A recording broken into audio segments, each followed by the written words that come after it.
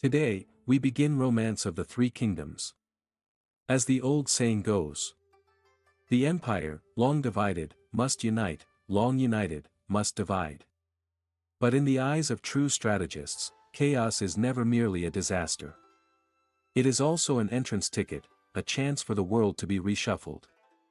At this stage, what we need to focus on is not simply who wins a single battle. What truly matters is how the future giants of this age seized their first opportunity at the end of the Han Dynasty. Let us first turn our eyes to a poor and forgotten corner of Zhuo County. There lived a young man named Liu Bei. From this humble starting point, one of the most successful founding teams in Chinese history would eventually be born. Most people are familiar with the story of the Oath of the Peach Garden. But if all you see in that story is brotherhood and loyalty, then you have underestimated Liu Bei. At that time, Liu Bei owned almost nothing. He was so poor that he still made a living by selling straw sandals and woven mats. Guan Yu and Zhang Fei, however, were very different men. Guan Yu was a warrior of extraordinary skill. Zhang Fei was bold, generous, and came from a family with some wealth. In terms of fighting ability, Liu Bei was not the strongest. In terms of money, he was not the richest. So why was he the one who became the elder brother? The answer lies in his precise understanding of human desire.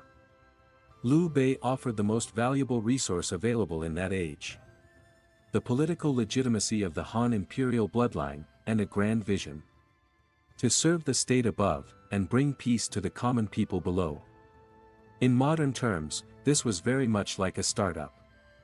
Why would a technical expert and an early investor follow a CEO who had almost nothing? Because that CEO could tell a story big enough to go public.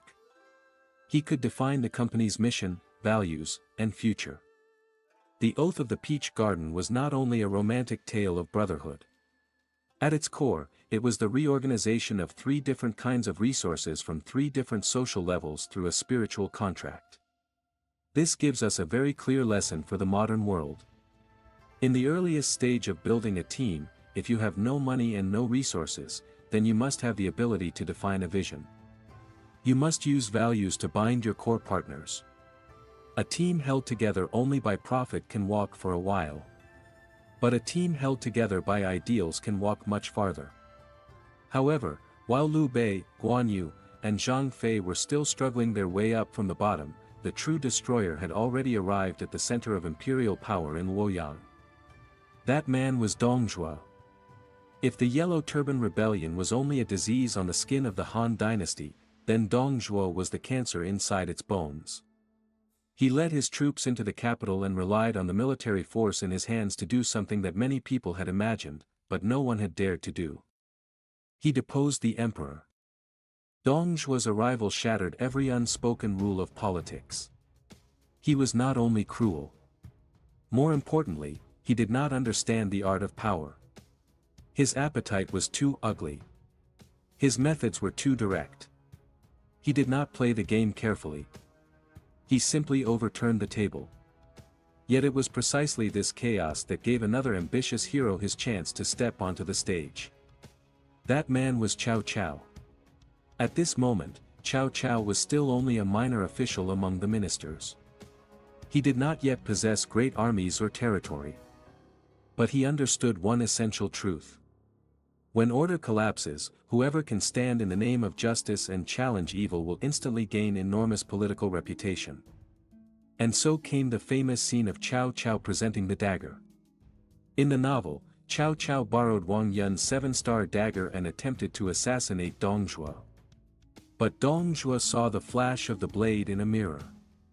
At that critical moment, Cao Cao reacted quickly and claimed that he had merely come to present the dagger as a gift. Then he escaped in panic. Many people read this part and think Cao Cao was simply lucky. Others feel regret that the assassination failed. But if we look one layer deeper, we may discover something else. This was a carefully designed act of self-destructive political marketing. Cao Cao was an extremely intelligent man. Did he truly not know that Lu Bu was guarding Dong Zhuo? Did he not know that the chance of killing Dong Zhuo was almost zero?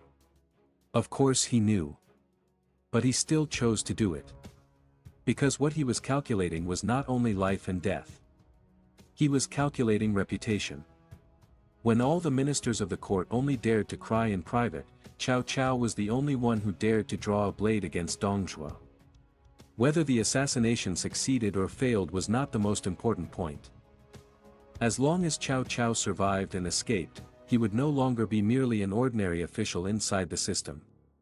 He would become a heroic figure in the eyes of the world, a man who had dared to oppose tyranny. And history proved that Cao Cao won this gamble. With that meal, that offering, and that escape, he completed a transformation.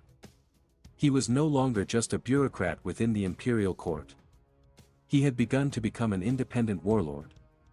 Later, when he fled to Zhongmu County and was captured by Qin Gong, Cao Cao would say one of the most shocking lines in Chinese literary history. "I would rather betray the world than let the world betray me." Many people interpret this sentence as proof of Cao Cao's selfishness and evil. But in truth, it also reveals one of the harshest rules of survival in a chaotic age. In an extreme struggle for survival, if you do not place your own survival above morality, you may become someone else's stepping stone. This is not teaching us to be selfish. It reveals a brutal truth. In a zero-sum environment, excessive moral purity can often become a burden for those who want to achieve great things. Cao Cao's treachery was a form of extreme pragmatism, a deep understanding and use of the darker side of human nature. After the failed assassination, Cao Cao fled back to Chenlu in a state of great distress. He spent his family fortune, raised the banner of loyalty and righteousness, and issued a proclamation calling for the campaign against Dong Zhuo. That proclamation was like a bomb dropped into deep water. In an instant, it shook the entire realm. Warlords from every region began to respond. Some came for reputation. Some came for profit. Soon, the 18 warlords would gather at Hulao Pass. A grand campaign seemed ready to begin. But beneath its heroic appearance, this was never a pure alliance of justice. It was a game of power, filled with private calculations. Liu Bei's grassroots team, Cao Cao's elite path, and Yuan Shao's aristocratic bloc would all collide on this enormous stage. The entrance tickets to the Age of Chaos had already been handed out. Who could survive to the end would depend not only on whose blade was faster, but on who understood the human heart more deeply. At this moment of gathering storms, Hua Xiong was already standing before the pass, holding his great blade and challenging the allied army. And the red-faced warrior who would soon slay Hua Xiong before the wine turned cold was narrowing his phoenix eyes, waiting for the moment that would make his name known throughout the world. Before Hulao Pass, the drums of war thundered. The camps of the 18 warlords stretched for hundreds of li. Flags filled the sky, and armies covered the land. On the surface, this looked like a righteous army assembled to restore the Han Dynasty. But in reality, it was more like an industry summit where everyone had their own hidden agenda. They had not come here to risk their lives. They had come to show their faces, build reputation, and divide the benefits. The alliance leader, Yuan Shao, came from the powerful Yuan clan, a family with generations of high officials behind it. Sitting in the seat of command, he looked imposing and dignified. But inside, his calculations were louder than anyone's. Preserve strength. Watch from the mountain as the tigers fight. Let others bleed first. Most of the other warlords were the same. No one wanted to send his own core troops to clash head-on with Dong Zhuo's elite cavalry from Xiliang.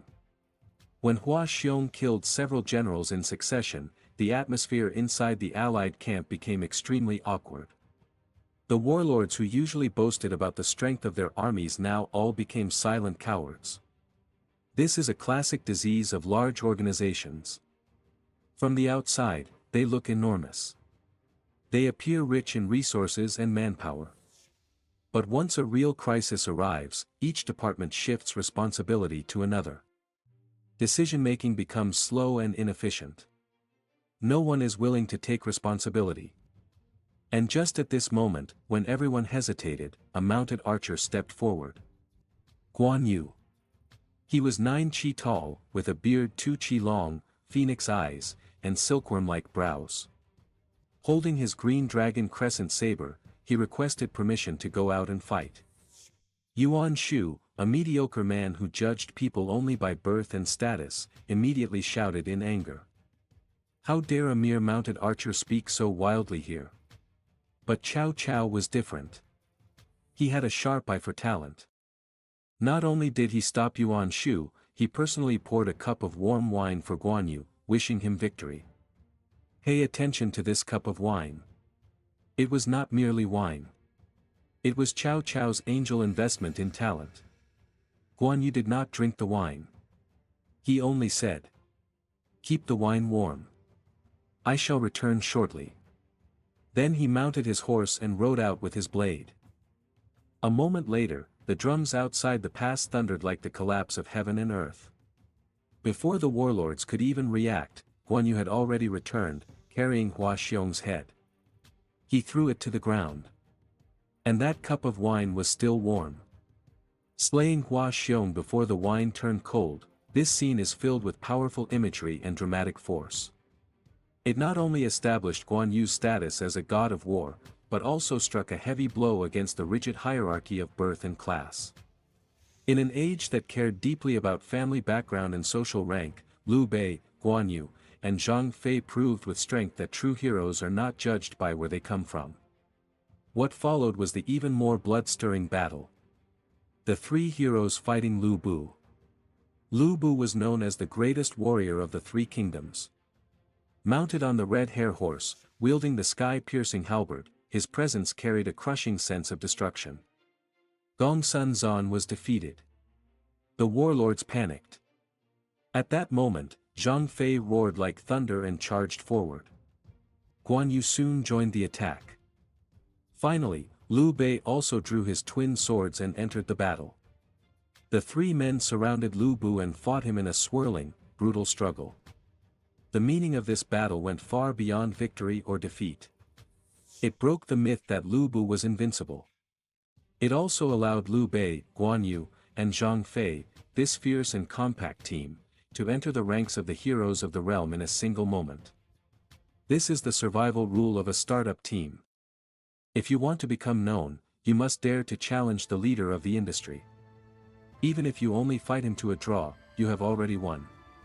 However, the victory at the front line could not hide the corruption inside the alliance. Seeing that he could no longer hold his position, Dong Zhuo set fire to Luoyang and forced the emperor to move west to Chang'an. Logically, this was the best moment to pursue him. If they had pressed forward and destroyed Dong Zhuo in one strike, the realm might have been settled.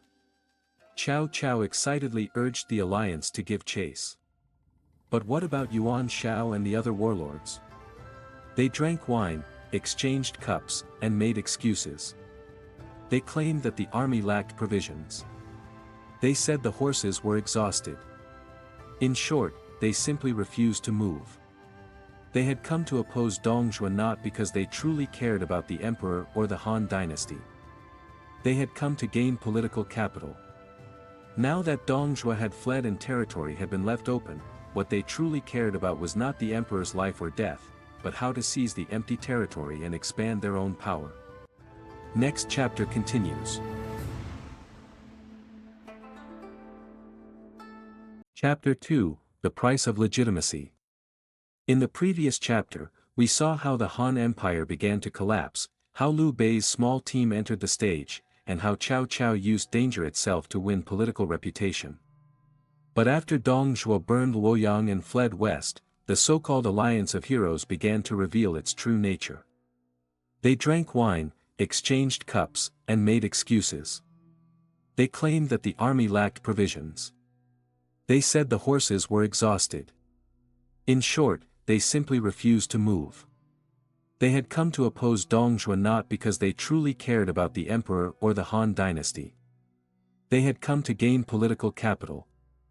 Now that Dong Zhuo had fled and territory had been left open, what they cared about was how to seize land. Who still cared whether the emperor lived or died? Cao Cao was furious. He led his troops forward alone in pursuit. But in the end, he fell into an ambush and nearly lost his life. This crushing defeat finally awakened Cao Cao completely. Relying on men like these could never save the realm. The so-called alliance of warlords was nothing more than a gathering of opportunists. There were no shared values. There was only temporary interest binding them together. Once the external pressure weakened and Dong Zhuo withdrew, their internal conflicts immediately exploded. The modern lesson here is extremely profound. In business cooperation, never blindly believe in so-called strong alliances or large platform partnerships. If there is no unified command center and no deep mechanism for distributing interests, this kind of alliance is often more fragile than scattered sand. When you place your hopes entirely on others, you are already not far from failure. The collapse of the alliance came even faster than expected.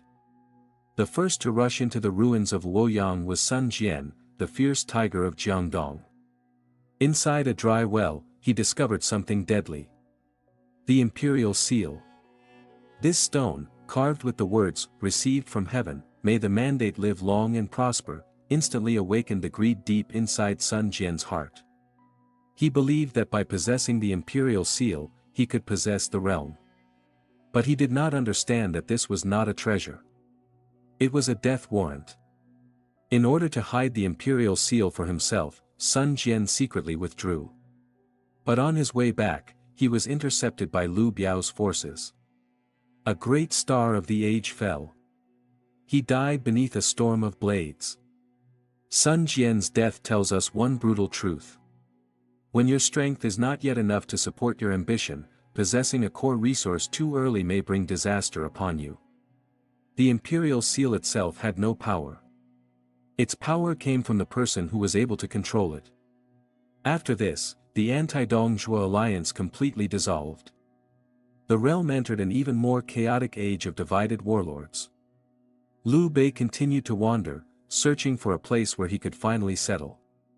Sun Ce took his father's old followers and waited patiently in Jiangdong, enduring in silence until the time was right. And Cao Cao, after the collapse of his idealism, began his true transformation. He no longer fantasized about relying on others. Instead, he returned to his own base, recruited soldiers, gathered horses, and built his own core team. The story that follows belongs to those political players who truly understood how to operate power. Cao Cao was about to reach one of the most important turning points of his life. Welcoming Emperor Xian of Han. This was not merely a military action. It was a strategic acquisition powerful enough to change the direction of history. What does it mean to hold the emperor in order to command the warlords? This was not only a political trick. It was the highest level use of legitimacy as an asset. At this stage, the competition was no longer about who shouted the loudest. It was about who had the sharper political vision. At this moment, the wandering emperor, Emperor Xian of Han, was drifting helplessly on the road back to Luoyang like a homeless dog. Li Ju, Guosi, and the other military strongmen from the Liang region drove him forward like shepherds driving sheep. The dignity of the imperial court had been swept to the ground. One of Yuan Shao's advisors raised his hand and suggested that they receive the emperor. But Yuan Shao found the idea troublesome. He thought placing an emperor above his own head would only create discomfort. Look carefully. This was exactly the limitation of Yuan Shao. He only saw the emperor as a burden. He failed to see the invisible asset behind the emperor. But Cao Cao was different. At this time, Cao Cao had just absorbed 300,000 yellow turban troops from Qingzhou and Shandong. For the first time, he truly possessed a base of manpower and grain that belonged to him. When he heard that the emperor was in distress, his advisor Sun Yu spoke a famous line that would echo through history. Du Quan of Jin received King Xiang of Zhou, and the feudal lord submitted. Gaozu marched east against Xiangyu, and the realm turned its heart toward him. This sentence struck directly into Cao Cao's soul. He immediately understood. This was not merely rescuing the emperor. This was seizing the moral high ground. It was like taking over an existing shell of authority, a move with extremely low cost and extremely high return. So Cao Cao moved decisively. He escorted Emperor Xian of Han to Xuchang. This move became known as holding the emperor in order to command the warlords.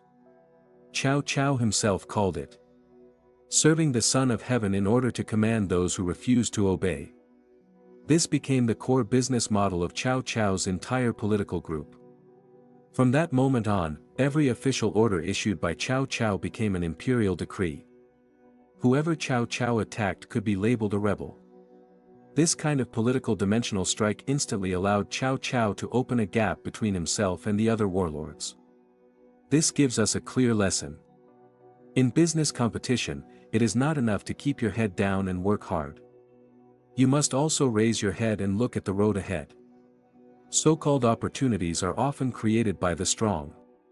And knowing how to find leverage from a weaker position, using the rules, or even using the emperor, to define the rules, is the dividing line between a small boss and a true great leader.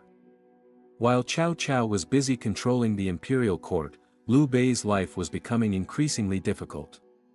He had taken over Su province. On the surface, he finally had territory of his own. But in reality, he was sitting on pins and needles. In order to resist Yuan Shu, Liu Bei had no choice but to take in the unpredictable Lu Bu. This was Liu Bei's helplessness. In order to survive, he had to dance with a wolf. And as expected, the result was disastrous.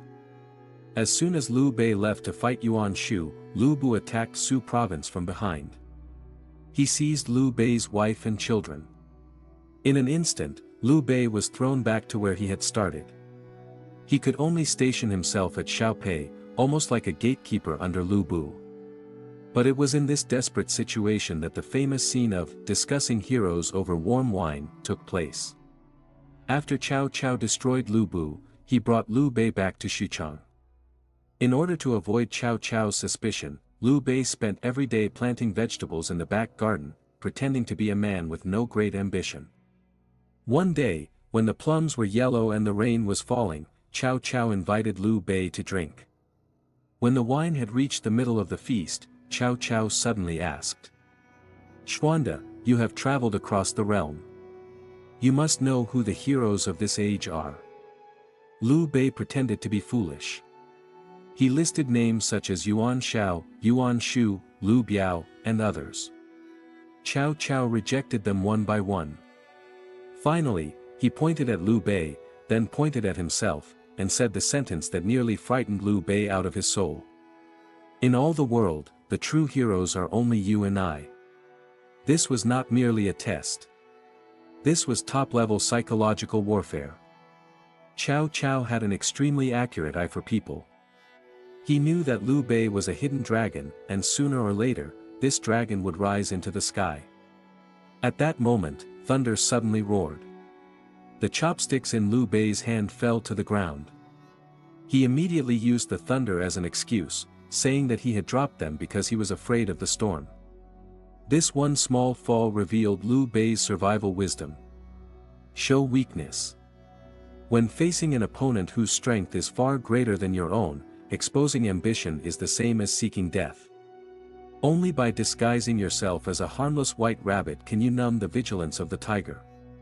Although Liu Bei escaped danger this time, he knew that Xuchang was a den of tigers and wolves. He could not stay there for long. Soon, an opportunity finally came. Yuan Shu wanted to move north and join Yuan Shao.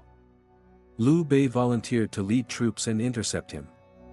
Cao Cao, careless for a moment, allowed the tiger to return to the mountain.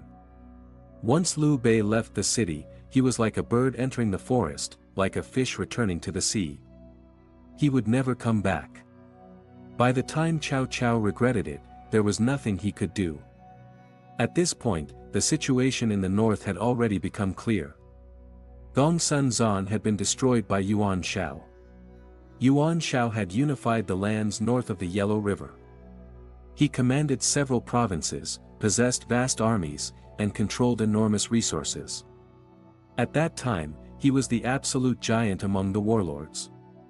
Cao Cao, although he occupied the central plains, was surrounded by enemies on all sides. His forces were not even 1/10 of Yuan Shao's. A collision between these two great groups was inevitable. This led to one of the most famous battles in Chinese history, a battle where the few defeated the many. The Battle of Guandu. The clouds of war gathered. Yuan Shao issued a proclamation denouncing Cao Cao. Chen Lin's famous essay attacking Cao Cao was said to be so fierce that even Cao Cao's headache was cured after reading it. This shows the power of public opinion warfare. But a well-written article is not enough. The real question is how the leader acts. On the eve of the decisive battle, Yuan Shao revealed all the weaknesses in his character. He had many advisors, but could not make decisions. He favored people because of personal ties. He was rigid, arrogant, and unwilling to listen. Tian Feng advised him to fight a long war. Yuan Shao threw Tian Feng into prison. Su Yu suggested a surprise attack on Xichang. But because Su Yu's family had broken the law, Yuan Shao wanted to punish him instead. Now look at Cao Cao. Although he was at an absolute disadvantage, he pushed the ability to listen to advice to the extreme. During the stalemate between the two armies, one event changed the entire battlefield. Su Yu came to Cao Cao's camp at night. Su Yu had been one of Yuan Shao's advisors. But after being forced into a desperate position, he changed sides and came to Cao Cao. When Cao Cao heard that Su Yu had arrived, he rushed out of the camp to greet him. He did not even have time to put on his shoes. Barefoot, he ran out, held Su Yu's hands, and laughed. "Ziyuan, you have come. My great task can now be accomplished." This scene captured Cao Cao's hunger for talent with extraordinary force. Su Yu brought the most important intelligence. Yuan Shao's grain supplies were all stored at Wuchao. And the defenses there were weak. This was a fatal system vulnerability. Cao Cao did not hesitate for even a moment. He personally led 5,000 elite cavalry and launched a night raid on Wuchao. That fire burned Yuan Shao's millions of measures of grain. It also burned away Yuan Shao's dream of domination. The Battle of Guandu was not only a military victory. It was a victory of organizational efficiency. Yuan Shao lost because his management was chaotic. His internal factions were divided. His people undermined one another. Cao Cao won because his decision-making was flat, his execution was strong, and he dared to gamble when the moment required it. This gives modern managers a clear lesson. The life and death of an enterprise often does not depend on its size. It depends on the flexibility of its decision-making mechanism. In an age where the fast devour the slow, hesitation is the greatest original sin of a leader. Yuan Shao held a winning hand. But because of hesitation and indecision, he lost everything. Cao Cao was about to swallow the lands of Hebei and become the true overlord of the north. But at this moment, he did not yet know that far away in the south, there was a dangerous fish that had slipped through his net, a man he himself had once called a hero, who was preparing an even greater counterattack. When the smoke of the Battle of Guandu faded, the sky of the north had completely changed color. Cao Cao had swallowed Yuan Shao's inheritance and become the absolute giant of that era. But our other main figure, Liu Bei, was living a life that only became more miserable. Once again, he had been beaten into defeat. He fled in embarrassment to Jingzhou and lived under the protection of his kinsman Liu Biao. By this time, Liu Bei was already nearly 50 years old. In ancient times, this was already the age when a man was supposed to understand the mandate of heaven. One day, while drinking with Liu Biao, Liu Bei stepped away to relieve himself. There, he noticed that the flesh on his thighs had grown back. He could not help but burst into tears. This was the famous moment known as the flesh returning to the thighs. Inside those tears was the anxiety of a middle-aged man facing crisis. Even more, it was the sorrow of a man whose ambition had not yet been fulfilled. Although he had top warriors such as Guan Yu, Zhang Fei, and Zhao Yun beside him, Liu Bei still lacked the one thing he needed most. A true strategic brain. Next chapter continues.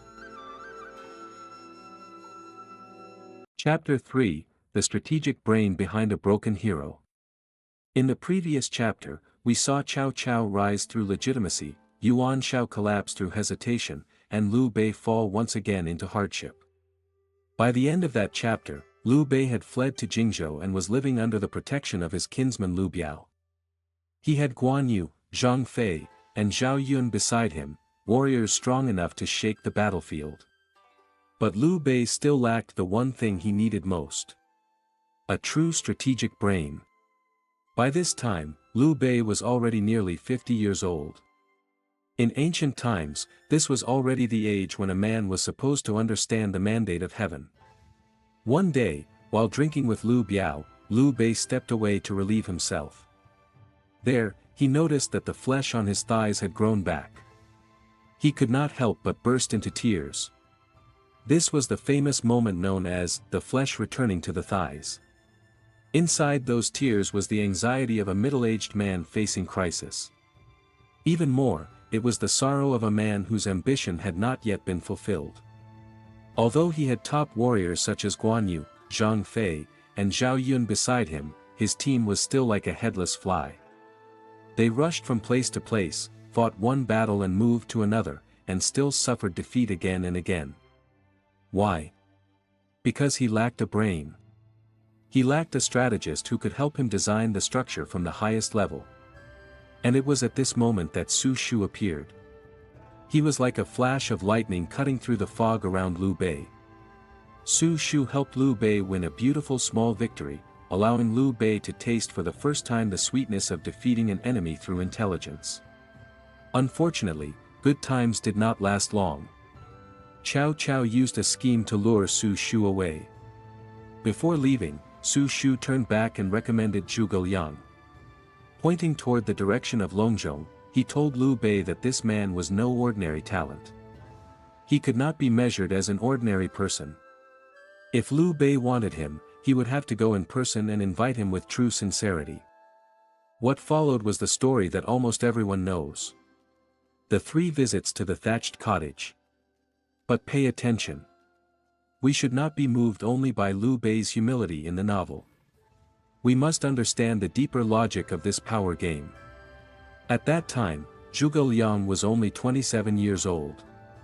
He was a young man living in the countryside, with no official career and no proven record in government. Liu Bei, on the other hand, was the famous imperial uncle, a warlord who had fought across the realm for many years. So why would Liu Bei lower himself 3 times to invite such a young man? The first time he went, he did not meet him. The second time he went, he still did not meet him. If this had been an ordinary boss, he would have already lost his temper. But Liu Bei did not. Because he understood clearly that the man he wanted was not an employee. He was a partner. He was even a godfather-level figure who might save Liu Bei's entire cause. This extreme sincerity was the only key that could break through the wall between social levels. For Zhuge Liang, this was also a reverse interview. He was testing Liu Bei's patience. He was also observing whether this boss was truly as hungry for talent as people said. Finally, on a day when heavy snow filled the sky, Liu Bei made his 3rd visit. This time, he finally met Zhuge Liang, who was still sleeping at noon. Liu Bei waited respectfully below the steps for half an hour. And that waiting would eventually wait out the future pattern of the 3 kingdoms. After the 2 men finally met, the Longzhong plan became one of the most brilliant business plans in human history. Zhuge Liang did not begin by talking about small tactics. He immediately raised the dimension and analyzed the whole situation of the realm. Cao Cao commanded 1,000,000 troops and held the emperor in order to command the warlords. He could not be confronted directly. His position as the market leader was already stable. Sun Quan controlled Jiangdong. His land was protected by natural barriers, and his people were wealthy. He could be made an ally, but he could not be easily conquered. The second player in the market was also not easy to deal with. Only Jingzhou and Yizhou remained. Their geographical positions were crucial, and their rulers were weak. This was the true differentiated competition strategy for Liu Bei's southern market. Zhuge Liang drew a clear road map for Liu Bei. First, take Jingzhou as a place to settle. Then take Yizhou as the foundation for a lasting enterprise. Externally, form an alliance with Sun Quan. Internally, repair politics and build order. When the world changed, send armies from two directions and seek to unite the realm. These words left Liu Bei almost intoxicated. It was as if he had suddenly seen a lighthouse in the darkness. This is the value of a strategist. A strategist cannot simply help you cut down one more enemy.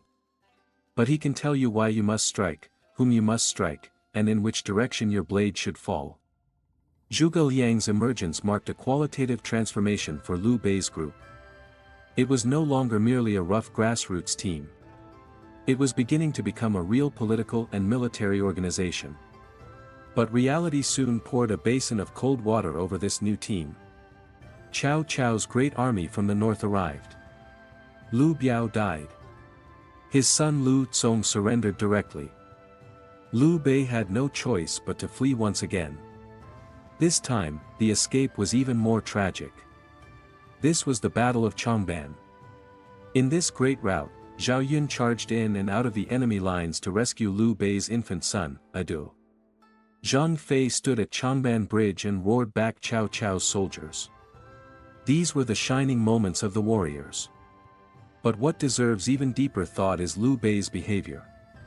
On the road of escape, he brought with him more than 100,000 civilians who refused to surrender. Because of this, the army could move only a dozen li each day. Zhuge Liang advised him to abandon the civilians and move quickly. But Liu Bei said, "Those who seek to accomplish great things must put people first. Now that these people have chosen to follow me, how could I bear to abandon them?" Some people say this was Liu Bei's hypocrisy. They say he used the people as human shields. But at such a moment of life and death, such behavior could not be easily performed as an act. This was precisely Liu Bei's core competitive advantage. His public identity of benevolence and righteousness. In a chaotic age, people themselves are resources. And the hearts of the people are the foundation of power. Liu Bei would rather risk being overtaken by Cao Cao's army than abandon the civilians who followed him. From a military point of view, this was foolish. But from a political point of view, it was extremely brilliant. It was precisely this dignity in defeat that allowed Liu Bei to keep his final card even when he was at his lowest point. However, a final card was still only a final card. The situation had already become dangerously unstable. Cao Cao's army had pressed close to the Yangtze River. He claimed to have 800,000 troops. In reality, he still had more than 200,000. This was true pressure, like Mount Tai pressing down from above. Faced with such an absolute gap in strength, Liu Bei's group had only one path to survival. Find an ally. So Zhuge Liang crossed the river alone. There, he debated the scholars of Eastern Wu. This became one of the most brilliant diplomatic scenes in Romance of the Three Kingdoms. The advisors of Eastern Wu were mostly in favor of surrender. Their calculations were economic. If they surrendered to Cao Cao, they could still become officials. They could still enjoy wealth and rank. But if they fought and lost, everything would be finished. If Zhuge Liang had tried to reason with them in the ordinary way, he would never have convinced them. So Zhuge Liang used provocation. He did not truly aim his words at Zhang Zhao and the others. His real target was Sun Quan. More importantly, he provoked Zhou Yu. The famous line about the two Qiaos being locked away in the Bronze Sparrow Terrace was a fictional device in the novel. Historically, Cao Cao may not have had such an intention. But Zhuge Liang used the situation perfectly. He successfully turned a political war into Zhou Yu's personal humiliation. For many men, few things are harder to endure than the hatred of having one's wife taken away. Under Zhuge Liang's careful fanning of the flames, and with Lu Su's determined efforts to bring both sides together, the Sun-Lu alliance was finally formed. In the end, he had to rely on Guan Yu's sense of righteousness to recover his life. The Great Fire at Red Cliffs burned out the early shape of the Three Kingdoms. It also burned open the golden age of Liu Bei's group. At this moment, Liu Bei was like a startup company that had just secured a new round of financing. Although he still had to watch the attitude of the major shareholder, Sun Quan, he finally had real assets in his hands. Jingzhou. The so-called borrowing of Jingzhou became a deeply tangled account. It was the root of the eventual collapse of the Sun-Lu alliance. It was also one of the most fascinating cases of business negotiation in the entire story. Eastern Wu believed. In the Battle of Red Cliffs, we provided the soldiers, the money, and the effort. Liu Bei was merely riding the momentum. Therefore, the fruits of victory, especially Jingzhou, should belong to us. But under Zhuge Liang's planning, Liu Bei played a beautiful move. First occupy, then negotiate. In reality, he gained control over most of Jingzhou. Facing Eastern Wu's demand for repayment, Liu Bei's group pushed the art of delay to the extreme. When I take Western Sichuan, I will return it to you. Wait a little longer. The time is not yet right. This tells us something important about business cooperation. Before the contract is truly locked down, whoever actually controls the resource has the real voice. So-called borrowing is often only a temporary strategy when strength is insufficient. But once the two sides become equal in strength, that borrowed resource becomes a historical problem that must eventually be solved.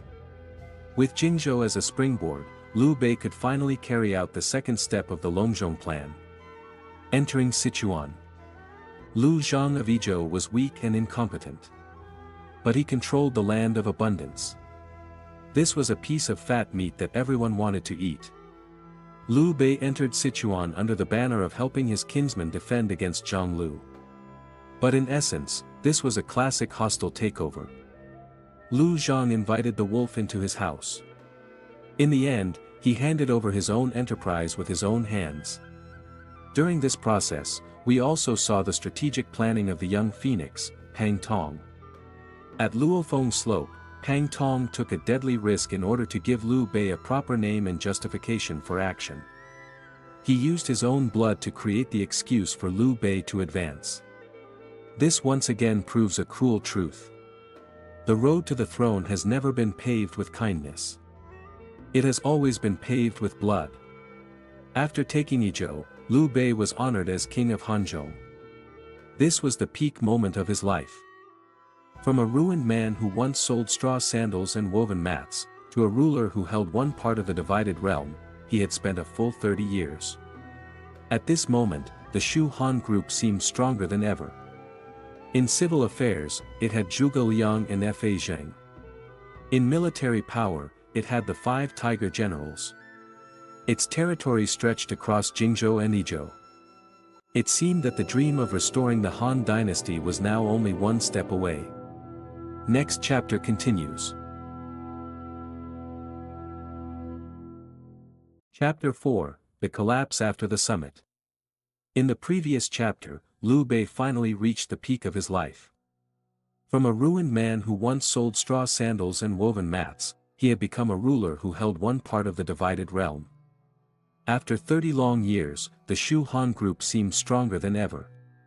In civil affairs, it had Zhuge Liang and Fa Zheng. In military power, it had the 5 tiger generals.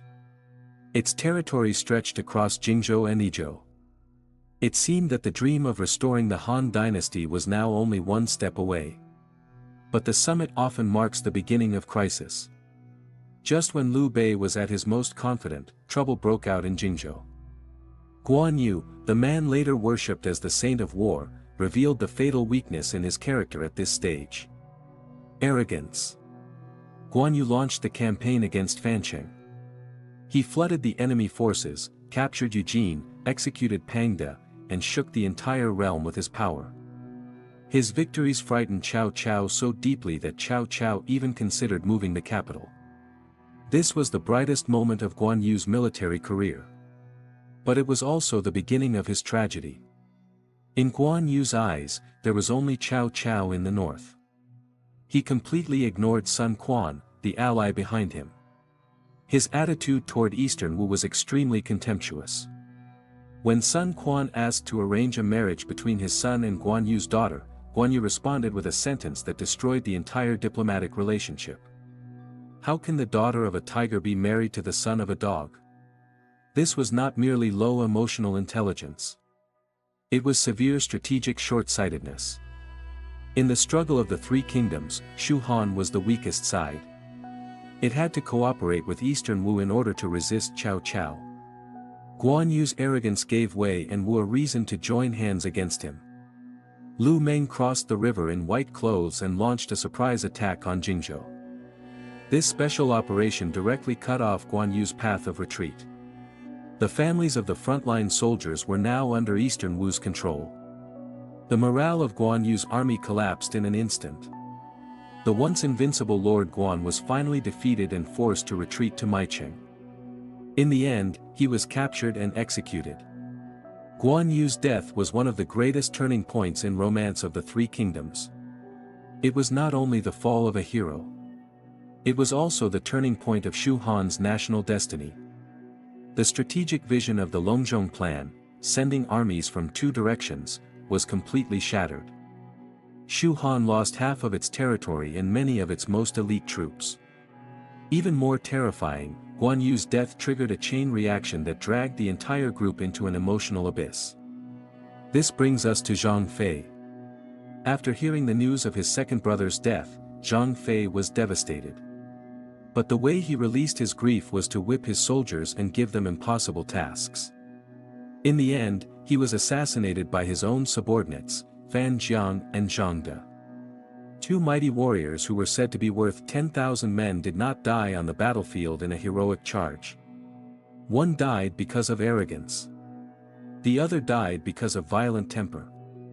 This is not only a story about how character determines fate. It is also a warning to every leader. What destroys our achievements is often not the strength of the enemy. It is the blind spot inside our own character. After losing two brothers in succession, Liu Bei completely collapsed. At this moment, he was no longer the rational political leader he once had been. He had become an old man consumed by the flames of revenge. Ignoring the bitter advice of Zhuge Liang and Zhao Yun, he mobilized the strength of the entire state and launched a campaign against Eastern Wu. This was the Battle of Yiling. In this war, Liu Bei violated almost every major principle of military strategy. He gave up the advantage of advancing by both water and land. He abandoned the ships and moved by land. Then he stretched his camps through the mountains and forests for 700 li. This gave the young Eastern Wu commander Lu Sun the perfect opportunity. Lu Sun was also a ruthless man. He endured humiliation, remained patient, and refused to fight. He waited until the height of summer, when the Shu army was exhausted and poorly supplied. Then, with one fire, he struck. The flames burned through the connected camps for 700 li. That night, the elite forces of Shu Han were almost completely destroyed. The strength Liu Bei had accumulated over decades turned to ashes. This fire was even more painful than the fire at Red Cliffs. Because this time, the disaster was self-inflicted. It gives us a bloody lesson. Never make major decisions when you are overwhelmed by emotion. As a leader, once you are dragged forward by emotion, you lose the ability to judge the situation objectively. In the end, you may lead the entire team into an abyss. Liu Bei fled to Beitasheng and fell gravely ill. At this moment, he finally cooled down from his madness and returned to the deeper instincts of a far-sighted political leader. He knew that his time was running out. He had to arrange a path forward for this storm-tossed regime. And so came one of the most famous scenes in Chinese history. Liu Bei entrusting his orphan at Beitasheng. Liu Bei said to Zhuge Liang, "Your talent is 10 times greater than Qiao Pai's. You will surely be able to bring peace to the state and settle great affairs. If my son can be assisted, assist him. If he proves unworthy, you may take the throne yourself." This sentence has always been controversial. Some say it was a test. Some say it was sincere. But I am more willing to believe that this was Liu Bei's final gamble as a political leader. With this extreme trust, and perhaps even a kind of moral binding, Liu Bei completely locked in Zhuge Liang's loyalty. At the same time, he gave Zhuge Liang supreme authority and political legitimacy. Liu Bei knew that only Zhuge Liang could hold together this broken situation. The wind at Beitisheng scattered Liu Bei's final regrets. It also placed a burden heavier than 1,000 pieces of gold onto Zhuge Liang's shoulders. At this point, Shu Han had almost nothing left except one slogan. The Han and the traitors cannot coexist. A king must not settle for mere survival in one corner. But slogans are only slogans. In reality, Yizhou was exhausted. The talent pipeline had begun to break. People's hearts were changing. What Zhuge Liang inherited was a classic crisis management situation. But he displayed the textbook bearing of a true prime minister. Externally, he sent Deng Zhi as an envoy to Eastern Wu. Even though there was hatred between the two sides over Jingzhou and Guan Yu's death, he still had to swallow the pain and repair the Sun-Lu alliance. Because he understood one thing clearly. Without diplomatic security, there could be no military possibility. Internally, he launched the southern campaign against Nanzhong. He captured Meng Huo 7 times and released him 7 times. This story is extremely legendary. Some people think Zhuge Liang was simply trying to expand territory or seize resources. But in truth, this was a war of the heart. A wild and remote place like Nanzhong was easy to conquer, but difficult to govern. Only by truly winning over the people's hearts could Shu Han make its rear area as stable as Mount Tai. Only then could it gain a steady supply of soldiers, resources, and materials. After securing the rear, Zhuge Liang finally turned his eyes to the north. That was the shared dream of him and Liu Bei. It was also the unfinished mission of the Longzhong plan. And so, the famous memorial on sending out the troops was born. The line, "Tears fall upon this memorial, and I do not know what I have written," was not empty sentimentality. It was the last words of an idealist before departure. Zhuge Liang knew that this campaign would be full of danger. But he still had to go. Because Shu Han was too weak. If it did not take the initiative and use offense as defense, it would only be slowly consumed to death by the stronger Cao Wei. The 6 expeditions to Qishan became the most tragic movement in the second half of Romance of the Three Kingdoms. At this stage, Zhuge Liang met the great rival of his life. Sima Yi. These two men were like the two sides of a coin. Zhuge Liang represented extreme idealism. He devoted himself completely until the end of his life. Sima Yi represented extreme realism. He endured humiliation, hid his sharpness, and used patience as his weapon. The most fascinating battle between them was the empty fort strategy. Although its historical authenticity is debated, it is indispensable within the logic of the novel. At that moment, Ma Su had lost Jieting, causing the entire northern expedition to collapse. Sima Yi's army pressed toward Xicheng. Zhuge Liang had only a group of civil officials and 2,000 old, weak soldiers beside him. He could not run. He could not fight. So Zhuge Liang simply opened the city gates wide. Then he sat on the tower, burned incense, and played the zither. That melody was not merely music. It was psychological warfare. Did Sima Yi understand it? Of course he did. Many people say Sima Yi was deceived. But in a game at this level, how could a man like Sima Yi be so easily fooled? Sima Yi retreated not only because he suspected an ambush. More importantly, he deeply understood the principle. When the birds are gone, the bough is put away. When the clever rabbit is dead, the hunting dog is cooked. If Zhuge Liang died, what value would Sima Yi still have to Cao Wei? Perhaps his own death would not be far away. This was a duel between true masters. On the surface, they were fighting a war. In reality, they were exchanging political bargaining chips. However, human strategy cannot ultimately defeat fate. At Wuzhong Plains, the autumn wind grew cold. In order to prolong Shu Han's national destiny, Zhuge Liang tried to defy heaven and extend his life by lighting the 7-star lamps. But Wei Yan stepped in and knocked over the main lamp. That one step overturned the final hope. This was not merely superstition. It was also a symbol. It symbolized that internal conflict, especially the discord between Wei Yan and Yang Yi, would eventually destroy the efforts made against external enemies. Before his death, Zhuge Liang arranged everything. How the army should retreat. How Wei Yan should be dealt with. How Sima Yi could be made afraid to pursue. This is the meaning of the saying. Even a dead Zhuge Liang could frighten away the living Zhongda. Until the final moment of his life, Zhuge Liang was still calculating. He was still protecting Shu Han. This spirit of knowing something cannot be done, yet still doing it, rises beyond success and failure. It made him the embodiment of wisdom and loyalty in Chinese civilization. His death marked the true end of the heroic age of the Three Kingdoms. From then on, there were no more great heroes like Liu Bei, Guan Yu, Zhang Fei, and Zhuge Liang. What remained was only conspiracy and calculation. After Zhuge Liang was gone, Jiang Wei took up the banner of the northern expeditions. Jiang Wei was lonely. Because he did not even have Zhuge Liang's prestige, yet he had to carry the same burden. He launched 9 expeditions against the Central Plains, fighting even more aggressively than Zhuge Liang. But by then, Shu Han's national strength had already been pushed to its absolute limit. At court, eunuchs and palace factions manipulated power. Empresses and officials fought for influence.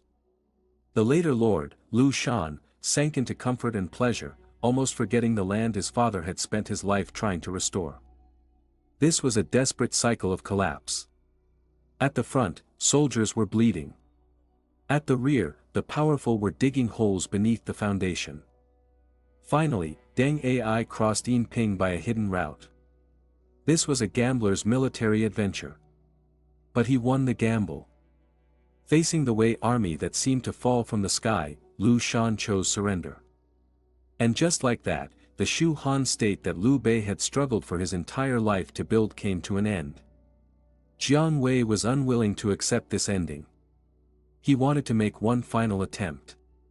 He pretended to surrender to Zhong Hui, hoping to persuade the Wei general to rebel and restore Shu.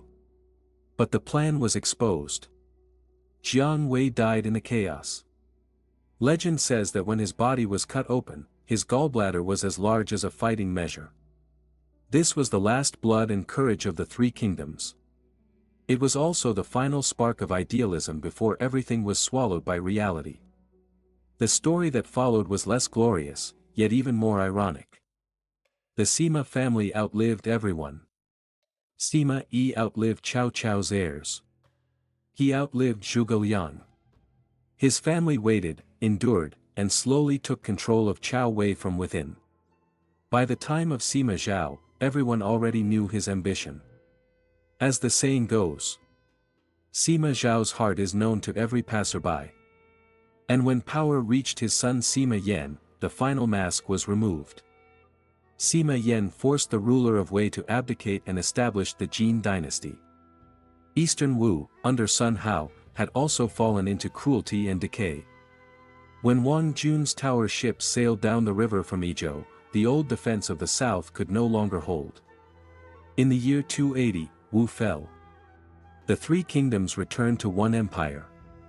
The world, long divided, was united once again.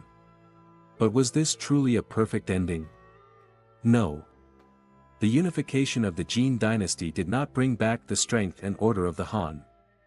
Instead, because its moral foundation was weak and its legitimacy was born from usurpation, the new dynasty soon fell into instability.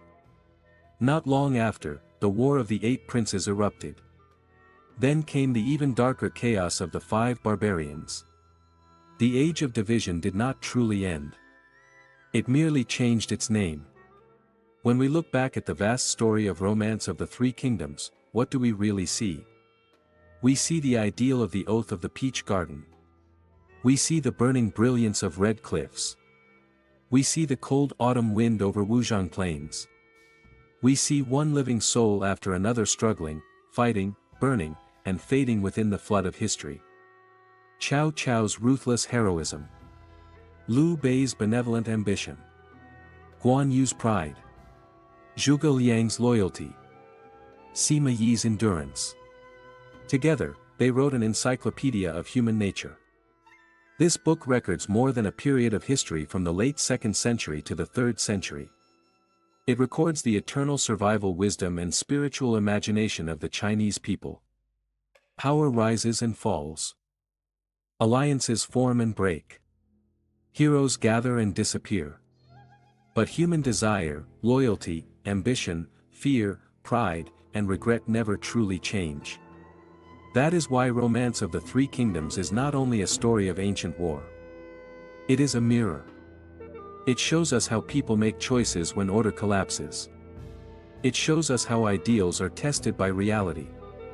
It shows us how even the greatest heroes cannot fully escape the limits of fate. In the end, perhaps no one truly won. Liu Bei did not restore the Han. Cao Cao did not become emperor in his own lifetime. Sun Quan guarded the south, but could not rule the world. Zhuge Liang exhausted his life, yet could not reverse heaven's will. Sima Yi endured to the end, but the dynasty his family built soon fell into even greater chaos. This is the deepest tragedy of the Three Kingdoms. Everyone struggled for the world. But the world never truly belonged to anyone. And yet, this does not make their struggle meaningless. Because history does not remember only the final winner. It also remembers those who burned themselves in pursuit of loyalty, ambition, justice, power, and impossible dreams. Even if the ending is destined to fade into emptiness, the process of struggle still shines. The moments when people refuse to surrender to fate are the most precious legacy history leaves behind. As Luo Guanzhong wrote in the opening poem, "How many affairs, ancient and modern, all become material for laughter and conversation. But behind that laughter, there is also sorrow. Behind the conversation, there is also blood. And behind the rise and fall of kingdoms, there is always the same question. When the world falls into chaos, what kind of person will you choose to become?" This is the final echo of Romance of the Three Kingdoms. Not victory. Not defeat. But the human heart, exposed under the storm of history.